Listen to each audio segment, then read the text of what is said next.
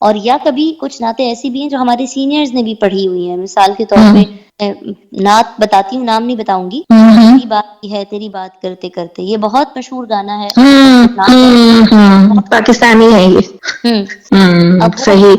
کتنے لوگوں نے پڑھی، آپ سوچیں کتنے پرانے یہ تو نعتخانوں. یہ ذمہ داری تو خیر آپ لوگوں پہ عائد ہی نہیں، یہ ذمہ داری ہے جو یہ ریکارڈ کر رہا ہے، جو یہ طرز دے رہا ہے، اس پر ذمہ داری ہے یہ. اور یہ ایک پڑھ کے لوگ چلے گئے نا، اب لوگ فرمائشیں جو سننے والے وہ فرمائشیں کرتے رہیں گے. جب تک وہ فرمائشیں آتی رہیں گی تو ظاہر پڑھنے والے پڑھتے رہیں گے، تو وہ چیز اس لیے ختم نہیں ہو رہی. لیکن اب یہ شکر ہے اللہ تعالیٰ کا کہ شعور آ گیا ہے، اور پھر ماشاءاللہ ٹیلنٹ بھی آ گیا ہے کہ لوگ اپنی چیزیں بنا بھی رہے ہیں، پڑھ بھی رہے ہیں. تو یہ ہے کہ بس بیلنس ہے، کچھ لوگ اس طرح کے بھی موجود ہیں اور کچھ لوگ اس طرح کے بھی موجود ہیں.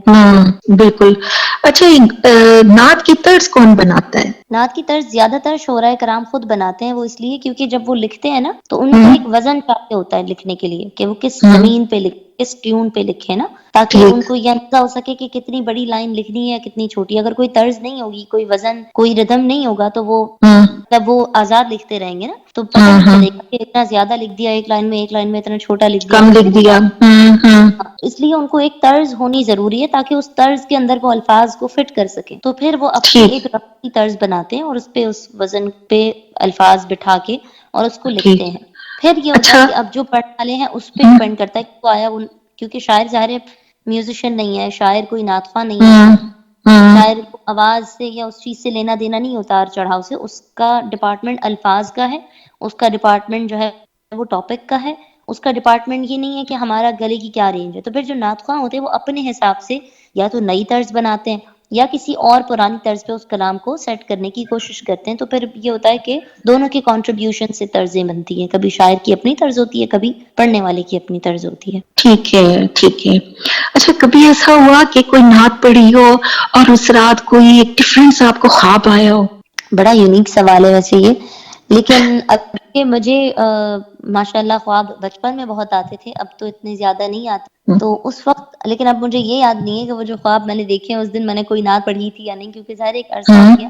لیکن اللہ نے بڑا نوازا ہے خوابوں کے ذریعے بھی، اس کام کی بدولت، اس ذکر کی سبحان بدولت. اللہ سبحان اللہ. یہ اللہ کی کرم نوازی رہی ہے. میں اتنا آپ کو ضرور بتا سکتی ہوں. ٹھیک ہے، تو اب میرا دل چاہ رہا ہے آپ سے نعت سنوں. ضرور ضرور. اللہم صلی علی سیدنا مولانا محمد معدن الجود والکرم وآلہ وبارک وسلم وصلی علیہ. ہم نے آنکھوں سے دیکھا نہیں ہے مگر، ہم نے آنکھوں سے دیکھا نہیں ہے مگر، ان کی تصویر سینے میں موجود ہے، ان کی تصویر سینے میں موجود ہے. جس نے لا کر کلام الہی دیا، جس نے لا کر کلام الہی دیا، وہ محمد مدینے میں موجود ہے.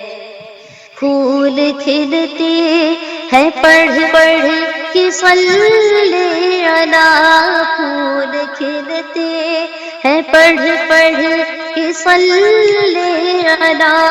جھوم کر کہہ رہی ہے یہ باد صبا، ایسی خوشبو چمن کے گلوں میں کہاں، ایسی خوشبو چمن کے گلوں میں کہاں، جو نبی کے پسینے میں موجود ہے. سبحان اللہ.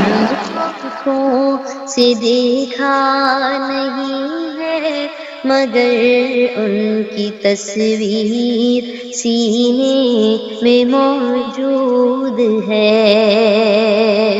اور ہم نے مانا کہ جنت بہت ہے حسین، ہم نے مانا کہ جنت بہت ہے حسین، چھوڑ کر ہم مدینہ نہ جائیں کہیں، یوں تو جنت میں سب ہے مدینہ نہیں، یوں تو جنت میں سب ہے مدینہ نہیں، اور جنت مدینے میں موجود ہے، ہم نے آنکھوں سے دیکھا نہیں ہے مگر ان کی تصویر سینے میں موجود ہے۔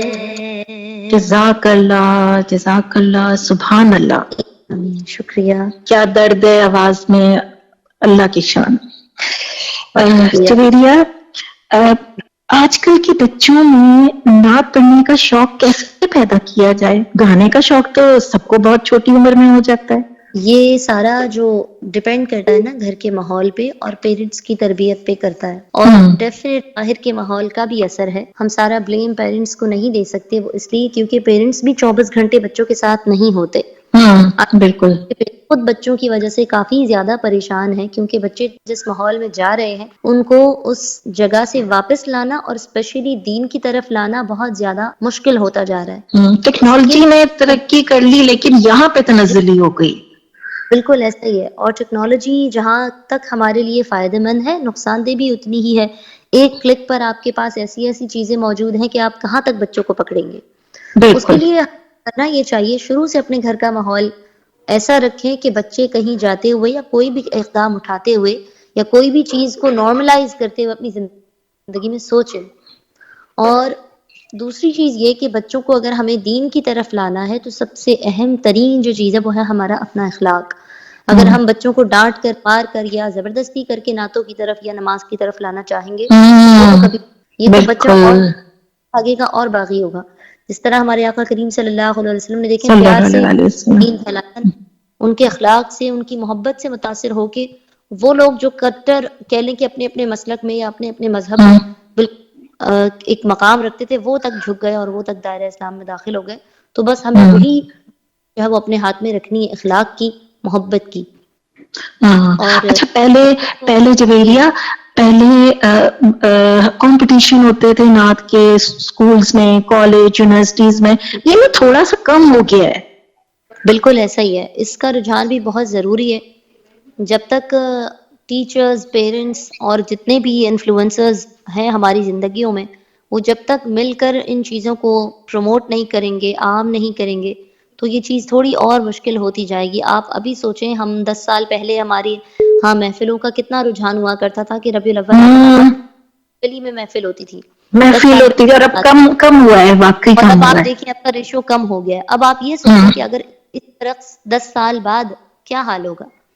اللہ نہ کرے کہ ایسا نہ ہو کہ یہ رجحان اور مزید کم ہو کہ پھر پتہ چلے ہفتے میں کسی ایک محفل کا بلاوا آ رہا ہے تو ہم جا رہے ہیں، کیونکہ 10 سال ایک اچھا خاصا عرصہ ہوتا ہے۔ تو اس کے لیے ہمیں کام ابھی سے کرنا ہوگا۔ اگر پیرنٹس مجھے سن رہے ہیں، بڑے بہن بھائی مجھے سن رہے ہیں، ٹیچرز مجھے سن رہے ہیں، اپنے اپنے گھروں میں، اپنے اپنے سکولز میں، جہاں جہاں پر آپ کر سکیں، اگر آپ سوشل میڈیا پر انفلوئنس ہیں تو آپ ضرور اس چیز کو پروموٹ کریں۔ ربیع الاول کا مبارک مہینہ آ رہا ہے تو ضرور ایسی چیزوں کو، ایسی ایکٹیویٹیز کو پروموٹ کیجیے، کمپٹیشنز کو، یا کہہ لیں کہ گنبد خضرا کی پینٹنگز ہو گئی، اسلامک ریلیجس آرٹ ہو گیا، کوئی آرٹ کے ذریعے، ضروری نہیں ہے صرف نعت کے ذریعے ہی ہم کریں، آرٹ کے ذریعے ہم اسپیچز کے ذریعے کر سکتے ہیں، ہم بہت ساری اور چیزیں ہیں کہ جس کے ذریعے ہم اس چیز کو یا دین کو کہہ لیں کہ ہم اپنے گھروں میں زندہ رکھ سکتے ہیں۔ حضور صلی اللہ علیہ وسلم کی سیرت مبارک کو اگر اتنے اچھے انداز میں، آسان انداز میں بچوں کو سکھایا جائے تو حضور کی محبت پیدا ہوگی۔ بالکل اور یہاں پر پھر یہ رجحان بھی پیدا ہوگا کہ ہم حضور کی محبت میں آپ نعت پڑھیں۔ ایسا ہی ہے۔ اچھا جویریہ، کبھی نعت پڑھتے ہوئے جذبات پہ قابو ہوئے؟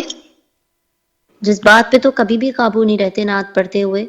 پھر میرے خیال سے پھر ایسی نعت پڑھی نہ ہی جائے تو بہتر ہے، وہ اس لیے کیونکہ آپ جب تک اپنے جذبات اللہ اور اس کے رسول صلی اللہ علیہ وسلم کے صلی حوالے اللہ نہیں علیہ وسلم، تب تک آپ کو نہ پڑھنے کا مزہ ہی نہیں آتا۔ اور یہ میں مزہ ہی نہیں ہے۔ ہاں، میں اس چیز کو محسوس کر چکی ہوں۔ مطلب ایسی بہت سی نعتیں ہیں، ابھی بلکہ لاسٹ ویک کی بات ہے کہ میں ویڈیو ریکارڈ کروا رہی تھی تو جو ہماری ویڈیو وہ کہتی ہیں کہ بھائی ایکسپریشن چاہیے گلیسرین لے کر آؤ، تو میں نے کہا مجھے گلیسرین کی ضرورت، اس کلام کے الفاظ آلریڈی ایسے ہیں کہ مجھے خود چپ کروانا مشکل ہو گیا تھوڑی دیر بعد.